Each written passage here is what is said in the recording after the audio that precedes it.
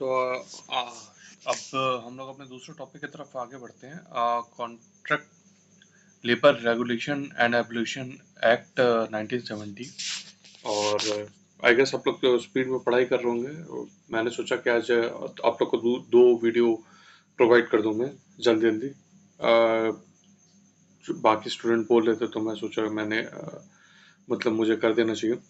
तो हालांकि मेरी थोड़ी तबीयत डाउन थी लेकिन फिर भी ट्राई किया मैंने। तो इसको कंप्लीट करते हैं लेबर एबोलिशन एक्ट के लिए। और आप लोगों से रिक्वेस्ट है कि थोड़ा अगर आप लोग को अच्छा लग रहा है मेरे वीडियोस और आपको लग रहा है कुछ प्रोडक्टिव हो रहा है तो उसको सब्सक्राइब कीजिए और जितना शेयर हो सकता है उतना शेयर कीजिए। बाकी आज कंप्लीट करते हैं इसको जल्दी। तो आगे का है पहला क्वेश्चन है,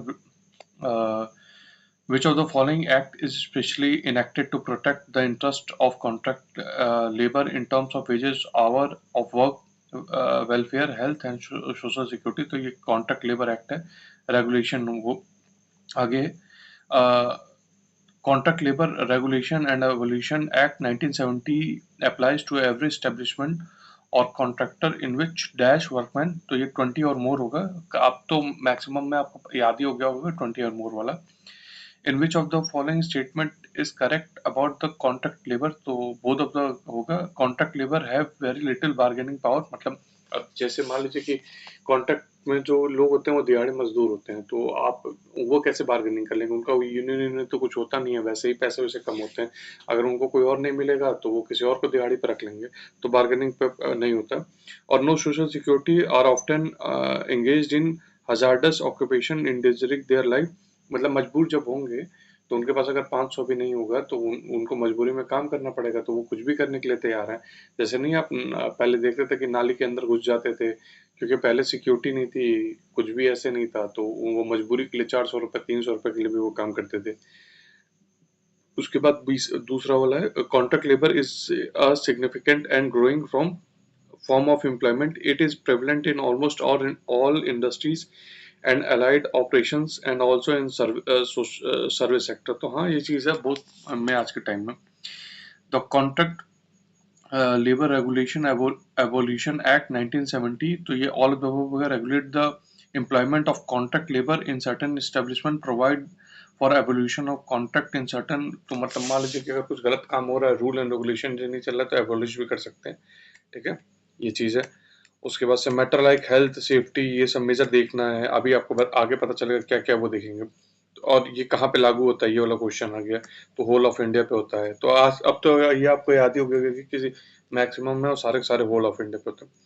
according to section 1/5 labour regulation evolution act 1970, the act shall apply to establishment to work only if the intermediate और कैजुअल नेचर इज परफॉर्म। ठीक है, उसके बाद से okay, under the section 21B of the contract labor regulation and abolition act 1970, a workman shall be deemed to be employed as a contract labor in or in connection with the work of an establishment when he is hired in or in connection with such work by or through contractor, तो with or without knowledge of the principal employer। ऊपर एक बार और ये आ चुका है।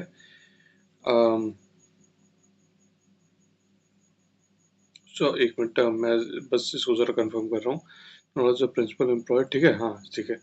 Under section 21B of the contract labour act regulation वाला dash in relation to an establishment means a person who undertakes to produce a given result for establishment other than mere supply of goods or article of manufacture to such establishment through contract labor, or who supplies contract labor for any work of establishment and include subcontractor। तो ये contractor होगा। Next question, under the contract labour regulation, ये जहाँ पे भी होगा आप उसके आगे से रेगुलेशन वाला देख लीजिएगा, वो चीज़ मतलब रिपीटेड आ रही है तो इसलिए। The principal employer in relation to factories तो ओनर ऑक्यूपायर और the manager of such factory. ठीक है, उसके बाद से the definition of principal employer under the contract labour act, तो he has supervision and control of the establishment। ठीक है, the definition of workman under the contract labour, ये workman देखिएगा इसके पीछे पहले वाले जो था वो डिफरेंट और ये डिफरेंट, ठीक है। तो इसमें स्किल्ड भी होगा, अनस्किल्ड भी होगा और सेमी स्किल्ड भी होगा। ये मत कर करके चलेगा कि अनस्किल्ड वाला है कि मनरेगा है तो अनस्किल्ड है तो आप वहां से अंदाजा लगाने लग जाएं, तो वो गलती मत कीजिएगा। The definition of workman under the Contract Labour and Abolition Act 1970 relates to the people who do work, तो any manual, clerical work, technical work, supervisory work, ठीक है। The definition of workman under the Contract Labour Regulation Abolition Act 1970 includes dash term of contract of employment, express और implied होगा, ठीक है, ये दोनों होता है। उसके बाद विच ऑफ द, इसमें तो कुछ सही नहीं है, ठीक है, तो इसको छोड़ दीजिए। Every establishment covered by the Contract Labour Regulation Abolition Act 1970, if it wants to engage dash person through a contractor, has to get itself registered 20 or more, ठीक है। 1738 section dash of the Contract Labour Regulation Act 1970 provides for the registration of every establishment covered by act if wants to engage 20 or more person through the contractor, तो ये 7 है। Section 7. Section 8 of the Contract Labour Act deals with the revocation of registration, मतलब registration अगर मान लीजिए हुआ रहेगा किसी कॉन्ट्रैक्टर के थ्रू, तो अगर वो रूल फॉलो नहीं करेगा तो उसका कैंसिल कर दिया जाएगा। Who has the power to prohibit employment of contract labor in any process, operation or other work in any establishment by issue or notification in official gazette, तो ये appropriate government होगा। Which of the following factors the appropriate government shall have regard to while deciding about the work condition in an establishment before issuing notification or prohibition of employment of contract labor under the Contract Labor Act, ठीक है। तो ये सारा का सारा होगा, सब चीजें, whether the process, operation or other incidental to or necessary for industry, trade, business, manufacture or occupation that is carried on in the establishment, whether it is of a perennial nature, that is to say, it is of sufficient duration having regard to the nature of industry, trade, business, manufacture or occupation carried on in that establishment, whether it is done ordinarily through regular workmen in that establishment similar thereto.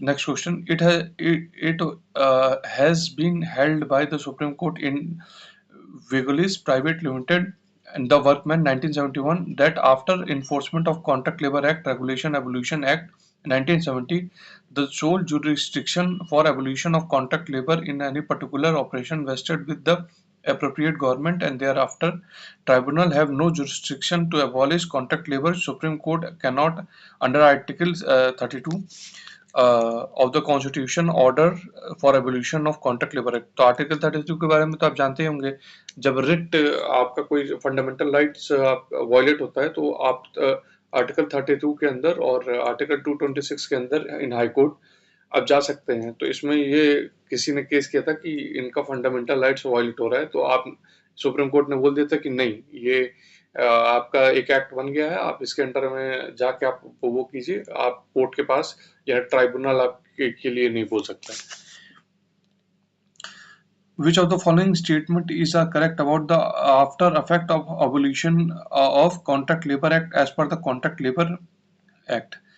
At present, there is no provision in the Act for absorption of contract labor in the event of prohibition of employment of contract labor in any category of work jobs under the Section 10 of the Act। तो ये बात सही है। Dash in exercise of its jurisdiction under the article 226, तो ये मैंने आपको ऊपर ही बताया कि हाई कोर्ट होता है, उसमें जो फंडामेंटल राइट्स होते हैं वो 226 में हाई कोर्ट देखता है, ठीक है। Constitution can direct a principal employer in an appropriate case to absorb the workmen concerned after abolition of the contract labor, ठीक है। In which of the following case the Supreme Court overruled its earlier decision of two-member bench of the court Dinanath case by providing power to High Court to direct a principal employer in an appropriate case to absorb the workmen concerned after the abolition of the contract labour. तो इसमें दीनानाथ में ये था कि जैसे आपको absorb करना पड़ेगा, अगर आप कहीं से निकाल रहे हैं तो कॉन्ट्रैक्ट को आपको ऑब्जर्व करना पड़ेगा, मतलब वापस वो रखना पड़ेगा, आपको एम्प्लॉयमेंट देनी पड़ेगी। अभी आगे आप देखेंगे ना कि और भी केस आया था जो ओवर रूल कर दिया था। अभी बहुत मतलब इसमें लगातार कई केस आया था, अभी सेल इंडिया का भी आएगा। Air India statutory corporation united labour union वाला था ये केस, ठीक है। उसके बाद the right to employment therefore is an integral facet right to life है, ठीक है। राइट टू लाइफ किसमें आता है?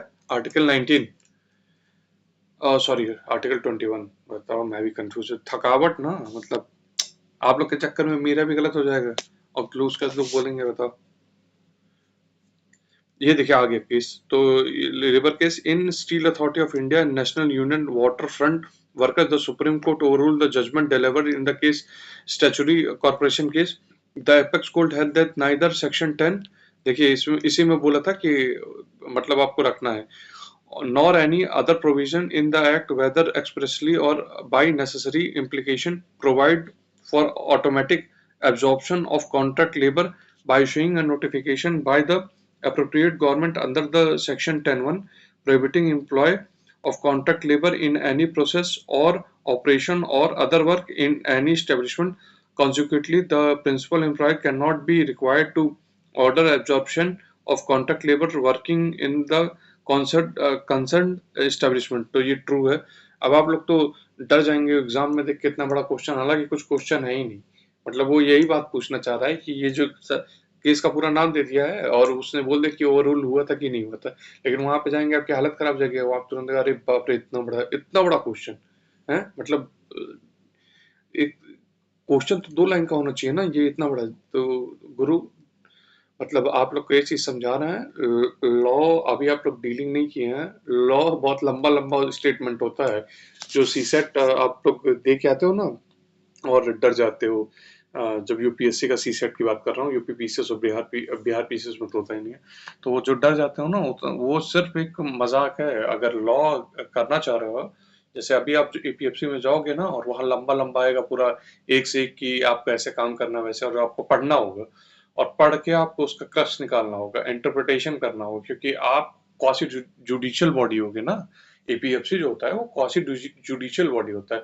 अब यहाँ पे कई लोगों को क्वासी जुडिशियल नहीं होगा कि मतलब आपके अंदर सिविल कोर्ट के पावर होते हैं, तो आप किसी को मतलब दंड दे सकते हो, आप किसी को आप एज ए जज बैठ के उसको डिसाइड करोगे केस को, तो आपके अंदर ये सब ताकत होगी। तो अभी से आप लोग अपना ना पढ़ने का थोड़ा वो अंदर से जगाओ कि लंबा लंबा पढ़ना पड़ेगा आपको, और कल को मान लो कि ऐसा स्टेटमेंट रहेगा और आपने पढ़ा नहीं और फिर आपके खिलाफ केस कर दिया किसी ने हाई कोर्ट में, तो कोर्ट आपसे पूछेगा कि किस बिना पे आपने किया है, तो आप बोलेंगे कि मतलब इतना इतना मैंने पढ़ लिया था। वो बोलेगा कि तुम एपीएफसी हो और तुमको इंटरप्रिटेशन करने नहीं आ रहा है, तो तुमने क्या पढ़ाई की है, तुम्हारी बेइज्जती हो जाएगी वहां पे। इसलिए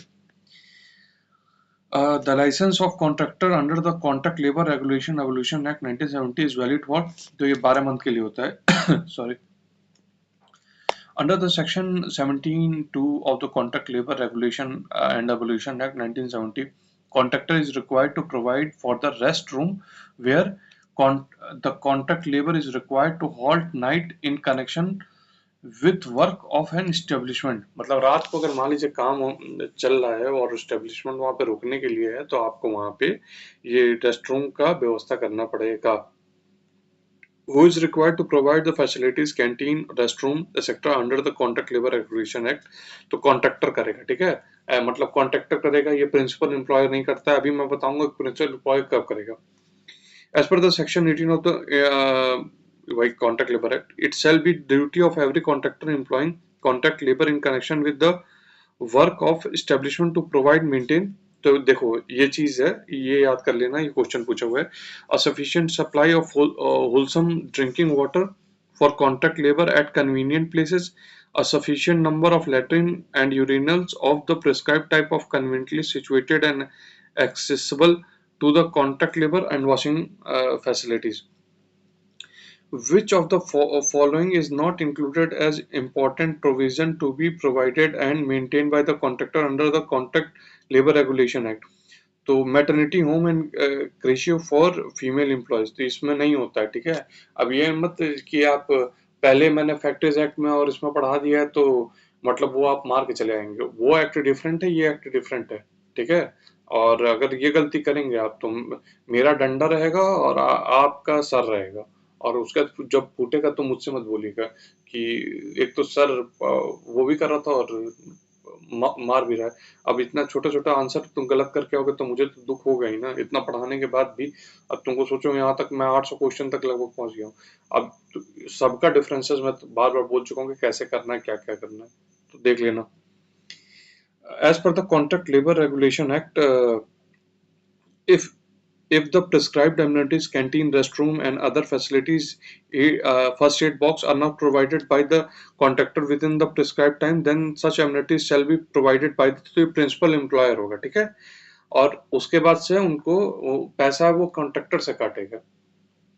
According to Contract Labor Regulation and Abolition Act 1970, if the prescribed amenities are not provided by the contractor and the same provided by the principal employer, all expenses देखो आगे all expenses incurred by the principal employer in providing the amenity may be covered by him from the contractor either by the deduction of amount payable to the contractor under as debt payable, ठीक है।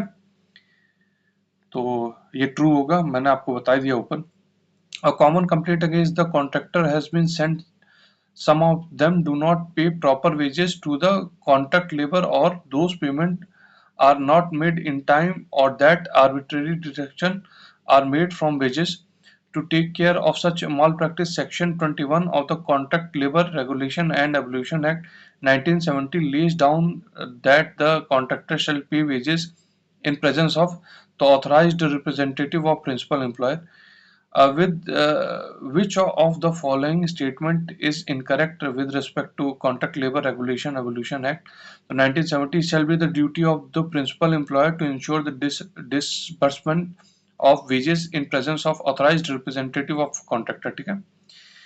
According to the Contract Labor Regulation and Evolution Act 1970, it shall be the duty of the dash to ensure the disbursement of wages in presence of authorized representative, तो वो contract and principal employer, तो ये मैंने बताई। अब देखिए इतने बार repeat हो जा रहा है ना क्वेश्चन, इसमें अगर भूल लो ना तो फिर बहुत बुरा होगा तुम लोग के साथ, मतलब तो फिर तुम लोग को माफी देने लायक नहीं है एकदम।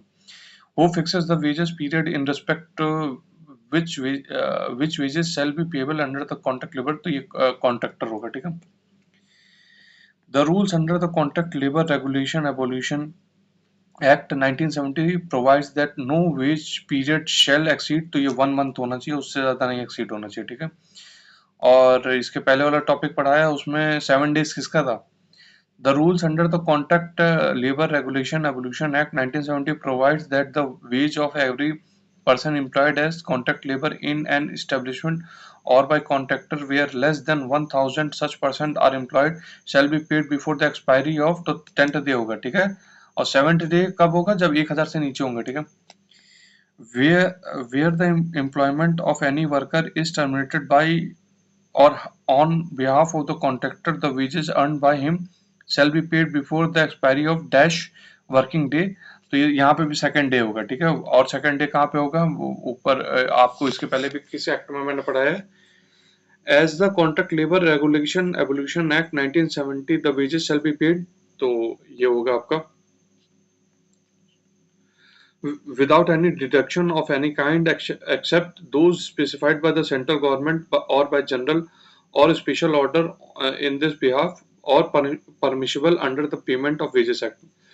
तो यहाँ पे याद है कहाँ पे किस चीज में पैसा डिडक्शन हो सकता है, मतलब पेमेंट ऑफ वेजेस एक्ट, और नहीं अगर याद है तो इसका मतलब ये है कि आप सिर्फ पढ़ाई नाम का कर रहे हो, दिखाने के लिए कर रहे हो, या अपने आप को संतुष्ट करने के लिए कर रहे हो। As per the Contract Labor Regulation and Evolution Act 1970, contravention of any provision of Act or any other rule made thereunder prohibiting or restricting or regulating employ of control labor, or contravention of any condition of license granted under the Act, the imprisonment extended to 3 months or fine extending to rupees 1000। उसके बाद है which of the following entities shall maintain the register and record under the Contract Labor Regulation Evolution Act। तो इसमें principal employer and contractor ये दोनों होंगे, ठीक है, याद रखिएगा। Prohibition of employees of contract labor, which is the most important provision of act, is provided under which section? तो ये under section 10 होगा। Which of the following as to Contract Labor Regulation Evolution Act is an incorrect statement? तो ये D होगा और बाकी ये ऊपर आप पढ़ लेगा। अब क्योंकि ऊपर मैंने आपको पढ़ाया कि बार्गेनिंग पावर कम होती है उन लोग के अंदर, ये सब चीजें, और 20 और मोर जो एम्प्लॉयड है, ये सारी चीजें वही है जो मैंने बेसिक ऊपर बताया हुआ।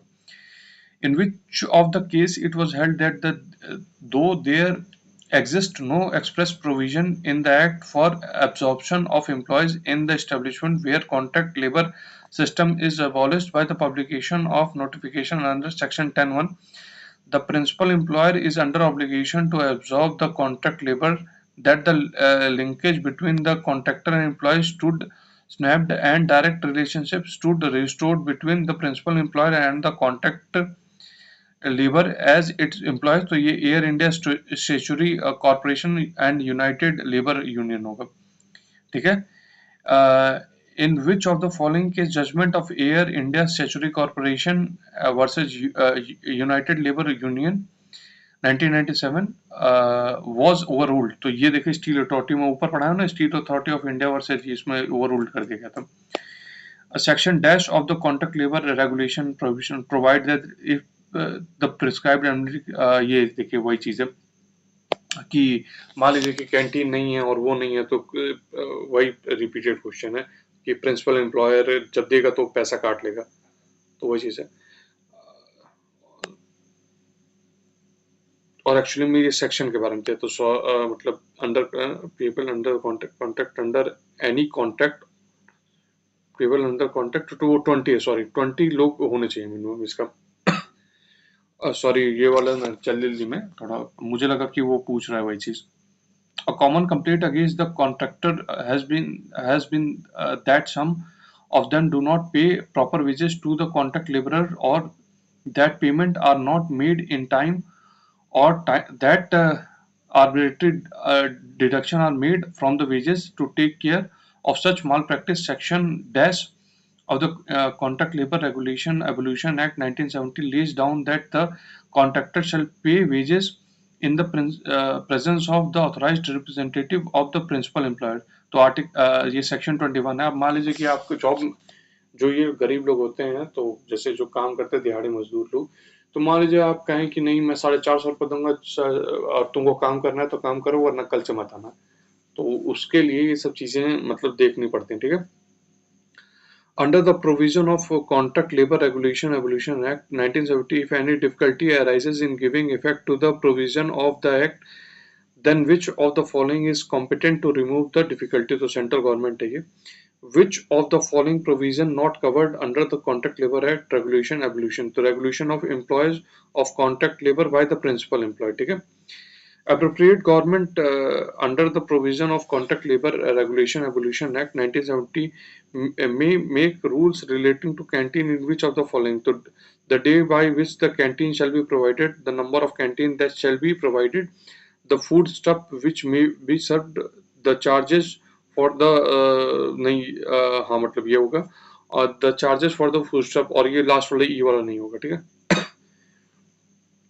The term wages under the Contract Labor Act Regulation 1970 has been same meaning assigned to it under which of the following legislation? तो ये Payment of Wages Act 1936, ठीक है, उसके अकॉर्डिंग होगा। अब यहाँ पे हम लोग का शुरू सोशल सिक्योरिटी शुरू हो गया, द मैटरनिटी बेनिफिट एक्ट। तो आज मैं बस शुरुआत कर रहा हूँ, कल से इसको आगे बढ़ाऊंगा। Maternity benefit act 1961 extend to, तो होल ऑफ इंडिया होगा, ठीक है। Article dash of the constitution state provide the state shall make provision for securing just human condition of the work and maternity relief. तो ये याद रखिएगा, 43B को याद कर लीजिएगा, 42 को याद कर लीजिएगा, 39 को याद कर लीजिएगा। ये सारे के सारे इंपॉर्टेंट आर्टिकल हैं, ये पूछे गए हैं। which of the establishment are covered under the maternity benefit act. तो ये ऑल ऑफ द अबव होगा. Every establishment, factory, mine, plantation, circus, shop in which 10 or more person are employed, any other establishment to which the act is applied by the state government. ठीक है. और section 2.1 का maternity benefit act 1961 does not apply to. तो ये तो ये मतलब B होगा. Any factory other establishment to which the employees are ESI का, जहाँ पे मतलब मैंने इसके पहले आपको पढ़ाया था ना, ईएसआई का जहाँ पे भी पढ़ेगा उसमें ये दो नहीं पढ़ेंगे. Payment of bonus, sorry, payment of bonus act भी नहीं होगा. ठीक है. Under which the maternity benefit act 1961 women employees are entitled to maternity benefit at the rate of average daily wage for the period of their actual absence up to due to the delivery. तो ये 12 weeks होगा.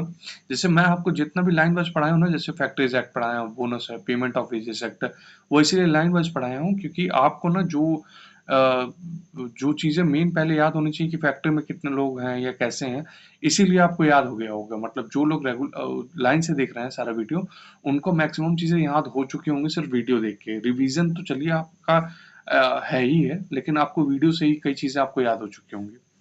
Under the Maternity Benefit Act 1961, case of illness arising due to pregnancy etc., they are entitled to additional leave with the wages for period of तो 1 month है. ठीक है. उसके बाद से फिर क्वेश्चन ये, in case of miscarriage women get maternity benefit of dash. तो ये 6 वीक का और मिलता है.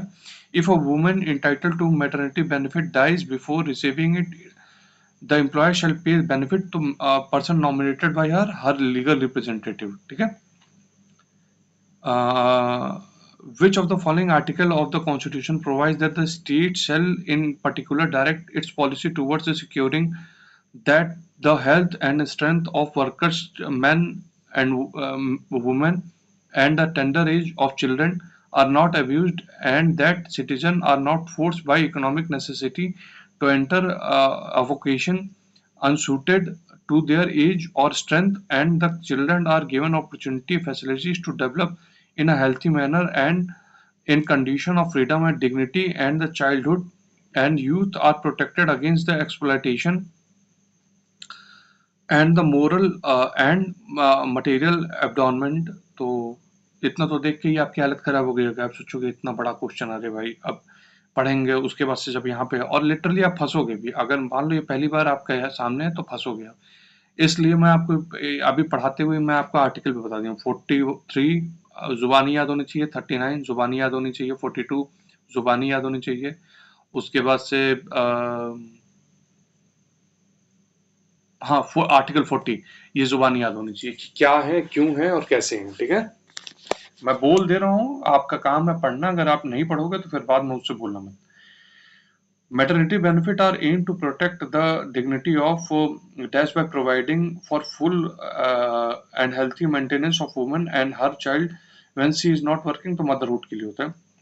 Maternity Benefit Act 1961 is applicable to mines, factory, circus, industry, plantation shop. तो जहां पे 10 और मोर होने चाहिए. ठीक है.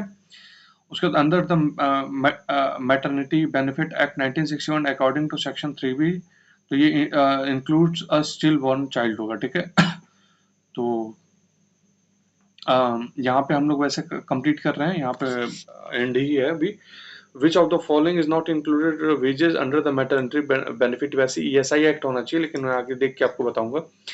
तो आज हम लोग यहाँ पे एंड करते हैं. और अब मुझे लग रहा है कि आप लोग को अच्छा लग रहा है, तो प्लीज आप लोग सब्सक्राइब करते रहिए, और जिसको भी शेयर करना है, जो भी नीडी है उनको आप शेयर करते हैं. और अच्छा लगे तो आप लाइक भी कीजिए. मतलब लाइक करने से ये सब चीजें दिखती हैं कि हाँ अच्छा, मतलब जब भी मुझे दिखता है कि लाइक कर रहे हैं लोग, तो अंदर से खुशी होती है कि चलो यार. जैसे अभी मैं थका हुआ था, तबीयत भी ठीक नहीं थी, लेकिन फिर भी मैंने सोचा कि वीडियो बनाते हैं, क्योंकि बहुत लोग अप्रिशिएशन दे रहे थे, तो अच्छा लग रहा है अंदर से. तो ठीक है कि करना चाहिए आप लोग के लिए. तो बाकी और कोई दिक्कत है तो आप टेलीग्राम पे मुझे बता सकते हो. बाकी बेस्ट ऑफ लक, और अच्छे से पढ़ाई करते रहिए. बाकी जो जो और चीजें, जैसे आपने जो जो सजेशन दिया कि ये पढ़ाना है, वो सब मैंने चेकलिस्ट में डाल दिया है. वो सारा चीज मैं कंप्लीट करूंगा. बस 1-2 दिन 3 दिन और इसके बाद से फिर और भी सोशल सिक्योरिटी और ये सब चीजें। इसका भी जो है जैसे अटल पेंशन योजना हो गई, जो जो वो पूछते, जननी सुरक्षा योजना हो गई। जननी सुरक्षा योजना पता है कब क्वेश्चन पूछा हुआ है? जैसे 2012 में पूछा हुआ है, फिर 2015 में, फिर यूपीएससी के सीएससी में 2022 में, फिर अभी मतलब अभी पूछा हुआ है। तो इसलिए ये सब चीजें याद रखना है। मतलब मैं आपको समझा दूंगा, पढ़ा दूंगा, क्योंकि पीवाईक्यू में बहुत पूछा हुआ है। तो आज के लिए इतना एंड करते हैं। चलिए, गुड नाइट और अच्छे से पढ़ाई करते रहिए। टेक केयर, खुश रहिए।